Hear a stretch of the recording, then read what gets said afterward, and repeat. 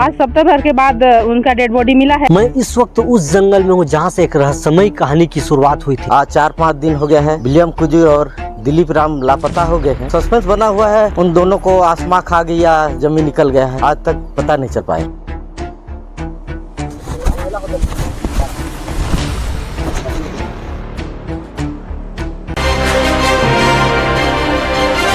आप देख रहे हैं जशपुर सिपाही। नमस्कार, मैं गोल्डी सौर, आप इस समय देख रहे हैं जशपुर सिपाही। आज मैं मौजूद हूँ कोलेंज एरिया के उस गांव में जहां से एक ऐसी घटना सामने आई थी जिसने पूरे इलाके को हिलाकर रख दिया था। आज हम आपको बताएंगे कि क्या हुआ था उस रात, कैसे हुई थी वो घटना और क्या हुआ था वो मामला जिसने पूरे जिले को सोचने पर मजबूर कर दिया था। आइए देखते हैं पूरी घटना विस्तार के साथ। यह मामला की शुरुआत शुक्रवार की शाम से हुई थी, जब गांव के 8 लोग गांव के ही जंगल में चिड़िया मारने के लिए निकले थे। लेकिन गांव में उस समय अफरा तफरी का माहौल बन गया जब उसी 8 में से 2 लोग घर नहीं लौटे। आइए इस पूरी खबर की स्टोरी देखते हैं। मैं इस वक्त उस जंगल में हूँ जहाँ से एक रहस्यमयी कहानी की शुरुआत हुई थी, जो कहानी हर किसी की दिल की दहला देने वाली कहानी थी। मैं उस कहानी की बात कर रहा हूँ जहाँ पे विलियम और उसके दोस्त दिलीप, जो कि रहस्यमयी तरीके से गुमशुदगी हो गए थे, जिसका रिपोर्ट पुलिस में दर्ज हुआ था। यह कहानी शुरू हुआ था जहाँ पे 8 दोस्त एक साथ जंगली पक्षी का शिकार करने के लिए जंगल की ओर गए थे। उसमें से 6 लोग तो वापिस आ गए थे, लेकिन 2 लोग रहस्यमयी तरीके से उसी जंगल से गायब हो गए थे।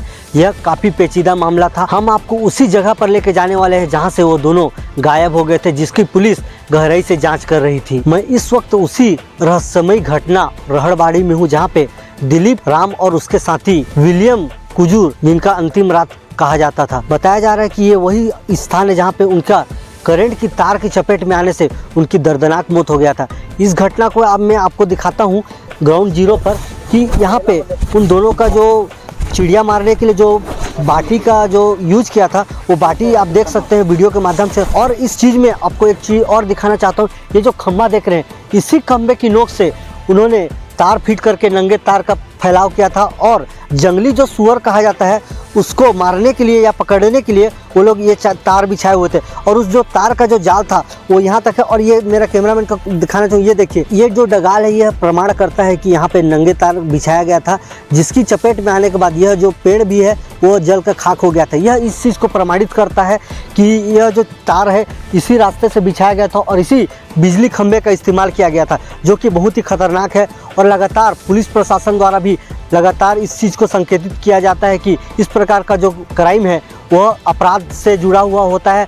और इस टाइप का क्राइम करना बहुत ही बड़ा अपराध माना जाता है, क्योंकि जंगली जानवरों और हर प्रकार के जीवों का रक्षा करना एक बहुत बड़ा मानवता होता है। और इस टाइप के जो जंगली जानवरों का शिकार करना कानूनी अपराध भी होता है। जशपुर एसएसपी ने लगातार लोगों से अपील भी की है कि जंगली जानवरों का शिकार करना कानूनी अपराध है।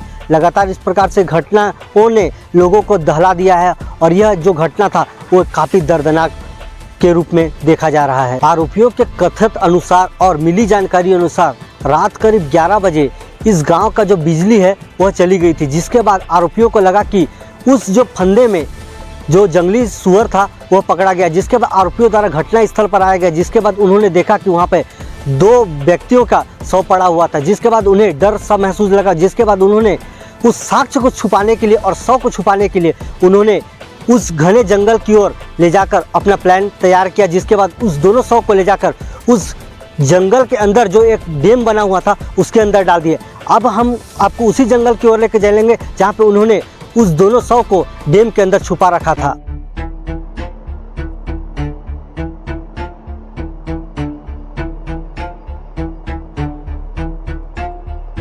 मैं इस वक्त उसी जंगल के बाहर में खड़ा हूँ जहाँ पे आरोपियों ने उस दोनों शव को इसी जंगल के रास्ते से लेकर गए थे। मेरा कैमरामैन को दिखाना चाहूँगा कि इसी जो जंगल का रास्ता है उसको दिखाएं।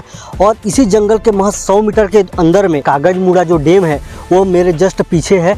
और यहीं पे उन आरोपियों ने उस दोनों शव को करीब 7 दिन तक छुपा के रखा था। पुलिस से कड़ी पूछताछ में उन जो आरोपी लोग थे उनमें से एक जो आरोपी पकड़ा गया है उसने पूरा जुर्म कबूल किया और उन्होंने बताया कि इसी कागज मुड़ा के डैम के अंदर उस दोनों शव को छुपा के रखा था। जिसके बाद पुलिस ने उन दोनों शव को बरामद करके बाहर निकाला और मर्ग पंचनामा की कार्रवाई की। इस जो कार्रवाई में सबसे अहम भूमिका रही वह पत्थलगांव एसडीओपी ध्रुवेश जायसवाल और कोल्हेंज एरिया के जो पुलिस प्रभारी हैं टेकराम सारथी, उनका महत्वपूर्ण भूमिका रहा।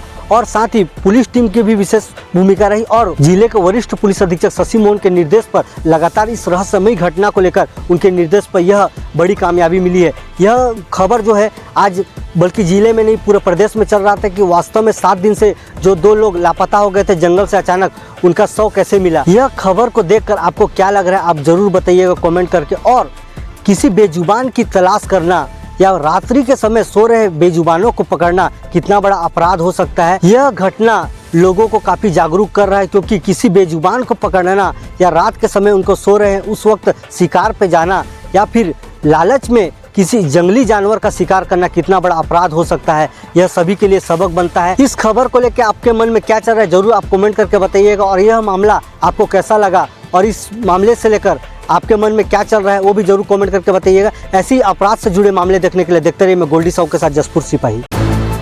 न्यूज की हर अपडेट सीधे आपके मोबाइल पर चैनल को सब्सक्राइब करें और नोटिफिकेशन ऑन करें।